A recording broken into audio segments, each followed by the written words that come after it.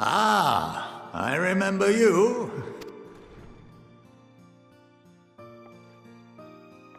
I pray we have not caught you at an inopportune moment. We wanted to offer our thanks for your kind words in the forum.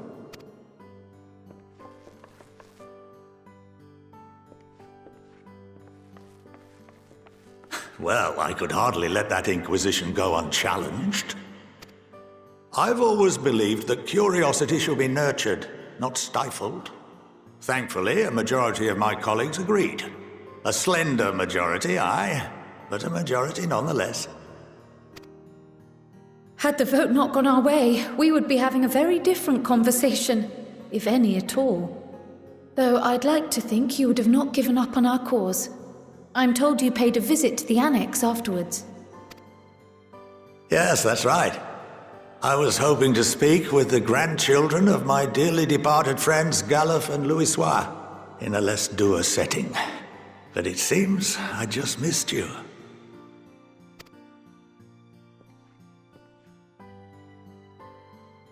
I still can't believe how much you've grown. If only your grandsires could have seen the way you presented yourselves to the Forum. Why, it fair brought a tear to my own eye. You must have the patience of a saint, putting up with this lot and their antics. Never mind Matoya's prize student. Luckily, I know a thing or two about managing unruly younglings. If you ever need advice, don't hesitate to ask.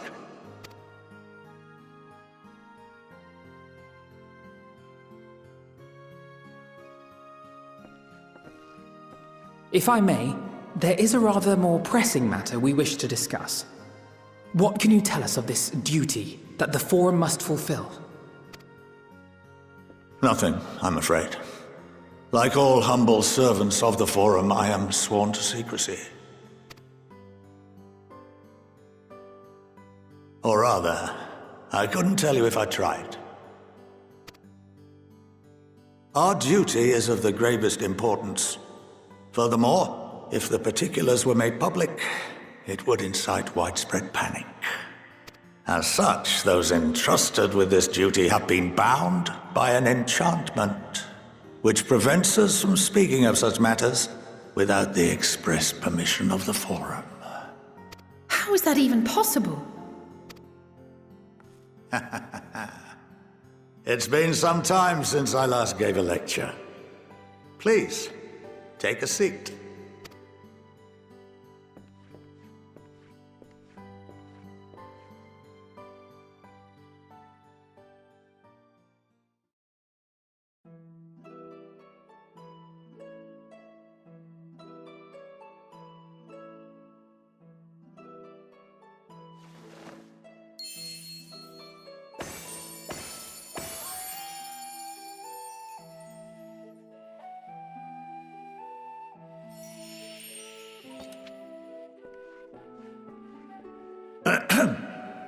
We shall begin by reviewing the fundamentals of etherology. The ether, which imbues us with life, can be categorized into three forms. Two are of the incorporeal sort, the soul and the memory. Can anyone tell me the third?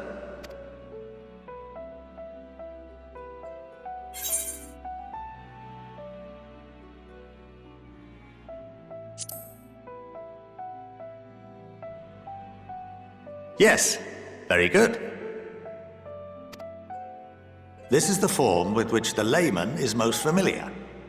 Consumed by even the simplest of daily activities, and replenished by the food and drink that sustain us, this form of ether is in constant flux. In contrast, the ether that comprises the soul is rarely subject to dramatic change. The same can be said for memory, as the two are intrinsically linked.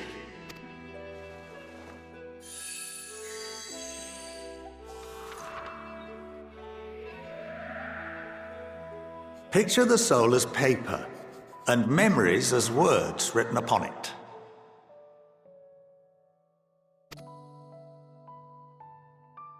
Now, what would happen if that paper was doused with ink? The same type of ether as comprises the memories.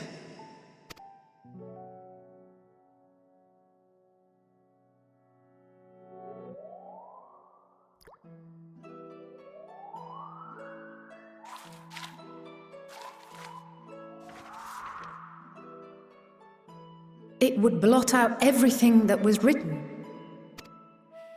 Precisely. We would be unable to recall the memories, and any activities that depend upon them would be hindered as well. In fact, this exact phenomenon was observed on a vast scale not so long ago. And what might that have been?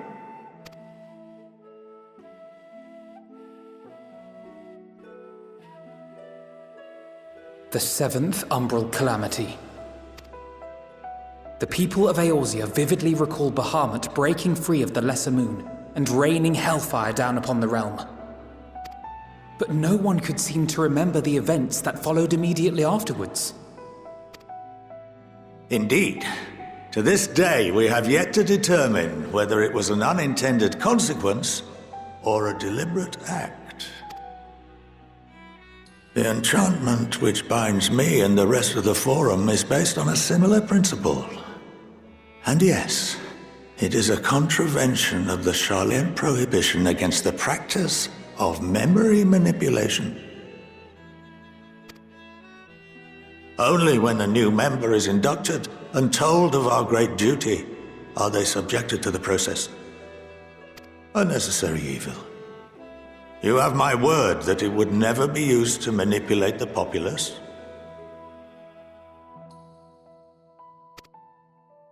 I should hope not. But can this enchantment be dispelled and your memories restored?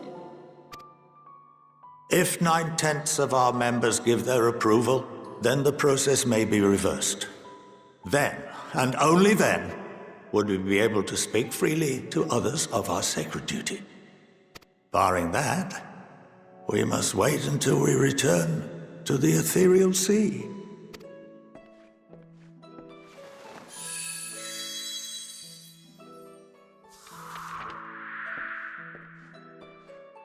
For there we will be purified, the blots upon our souls washed clean.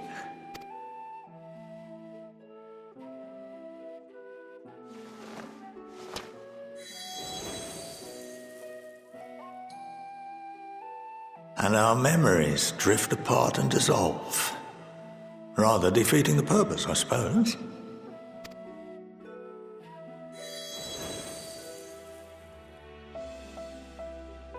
But there are those memories that are indelibly etched upon our souls, some believe. What happens after that? We are reduced to pure ether, coalesce with that of others, and create souls anew.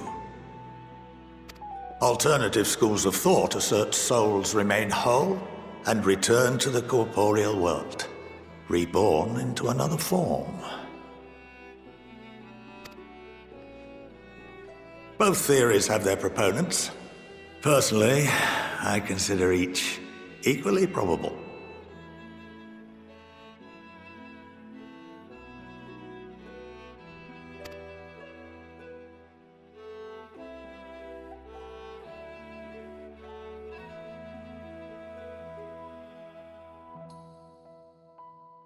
Well, I think that's enough education for today. now that I've given you some food for thought. Or rather, an entire banquet.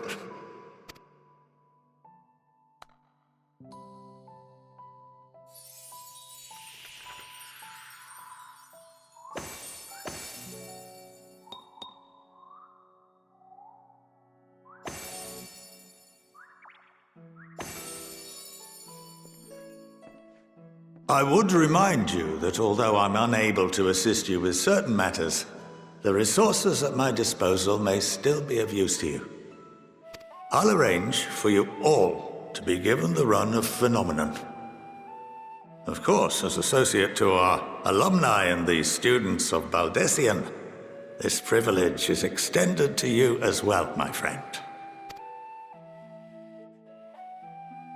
Oh, and I suggest you speak with Ki Aliapo. She's well known among the artisans of Sharlayan, and her network of contacts may prove useful in your search for knowledge. I wish you all the best in your pursuits, wheresoever they may take you.